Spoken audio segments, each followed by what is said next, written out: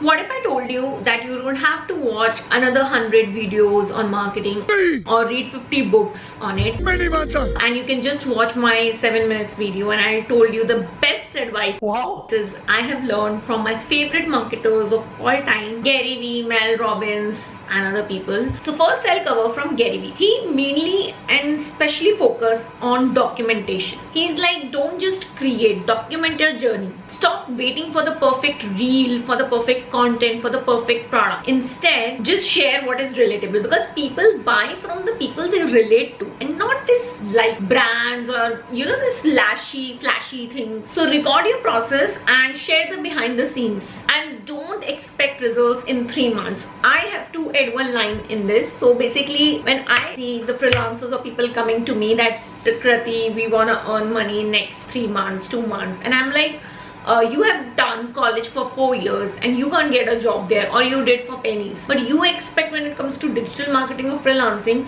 to earn within few months? That is insane. So yeah, go macro patience and micro speed. Start small but show up every day. Consistency makes virality. Now I'll talk about my favorite, Mel Robbins.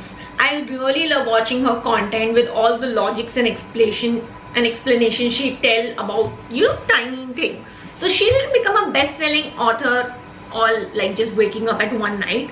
She had this habit of 5-habit rule, of 5-second rule. So if you got an idea, just had a 5-second rule, do 5, 4, 3, 2, 1 and then pitch it, then propose it. Because marketing isn't a thinking game, it's an action game. And the biggest block is not actually the tech or budget, it is what if I fail, So Mel's advice is do it anyway. Fear doesn't mean stop. It means go and get it. Now third, my favorite and the few of the first people I followed when I come into this amazing industry is Neil Patel. His key idea is give insane value for free and then sell, which I literally do at this point. I mean, you can see my YouTube, you can go to my YouTube videos, and I'm literally hardly selling anything because I've just started on YouTube and I really want to make valuable content for people who can, they can take actions and can do. And I've already created a lot of valuable stuff on Instagram and LinkedIn. I have my good presence there already. But here on YouTube, I'm doing it just for,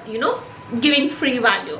So this is something I also stick it, and I think is my most amazing insight from these people. He built a whole empire with just giving people free things. His blog, this Uber Suggest, if you know, his SEO tools, all are just insanely free, and that builds trust, and trust sells. In his words, the one who educates the most wins. So instead of obsessing over your product, ask how I can make my customer today smarter, richer, happier. Want loyal clients? Give them results before they pay you. And I can just give you a small example. If you're a newbie, give them 15 days free service and convert them as a paid client.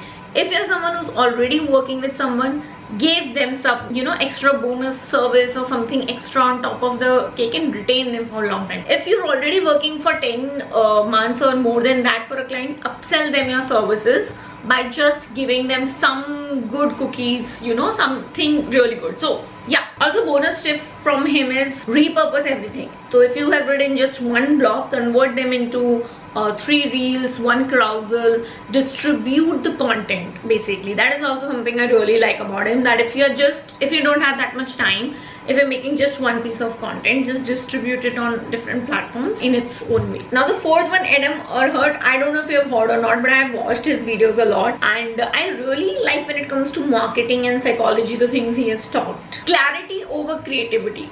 Speak to one person. Even when I teach to my one-on-one coaching students about the LinkedIn post writing, I tell them that write in a way that you're writing just for one person, and if that one person reads to it, they know that it's written for me. Even the another person read for it, they know it's written for them. Don't write an MB vague post which nobody knows kiske liye likha gaya hai, basically. His advice: forget complex stories, fancy words. Talk to one person. Be clear and answer his pain point.